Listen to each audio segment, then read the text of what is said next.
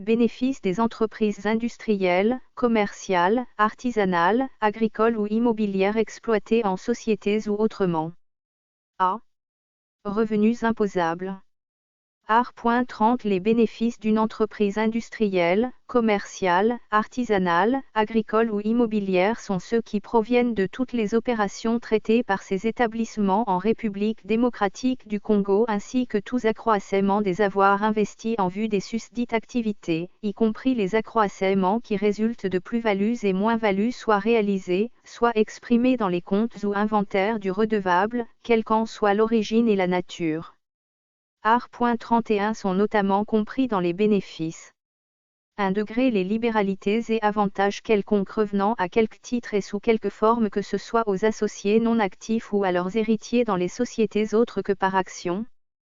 2 degré les sommes affectées au remboursement total ou partiel de capitaux empruntés, à l'extension de l'entreprise ou à la plus-value de l'outillage comptabilisé au débit d'un compte de résultat, au mépris de toute règle comptable. 3 degrés les réserves au fonds de prévision quelconque, le report à nouveau de l'année et toutes affectations analogues.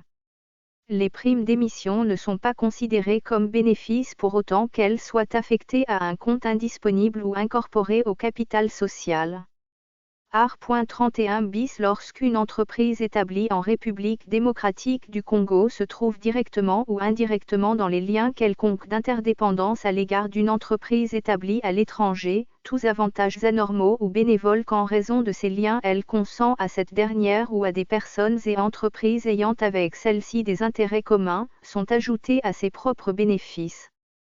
Art.32 La contribution s'applique aux bénéfices obtenus, même en fin d'exploitation ou après cessation de celle-ci, soit par la vente, la cession ou l'apport d'éléments d'actifs quelconques affectés à l'exercice de la profession, de fonds de commerce, contrats, brevets d'invention, marques de fabrique, procédés ou formules de fabrication, études ou connaissances commerciales, droits de vente, de façonnage, de fabrication ou autres analogues, soit en contrepartie de la cessation totale ou partielle de l'activité, de l'annulation d'un contrat d'achat ou de fourniture ou de l'abstention de l'exercice de certains droits.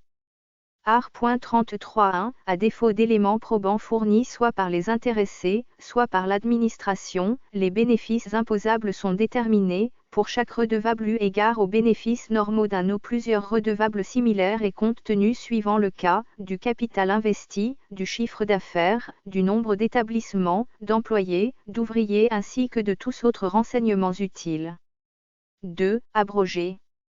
3. À la condition qu'il n'excède pas 10 000 zaïrs, le montant des bénéfices et profits visés à l'article 27.1 degré et 4 degrés, reconnu imposable à la contribution professionnelle après vérification de la déclaration d'un exercice, peut être retenu forfaitairement pour la détermination de la base imposable à la contribution professionnelle de 2 exercices suivants.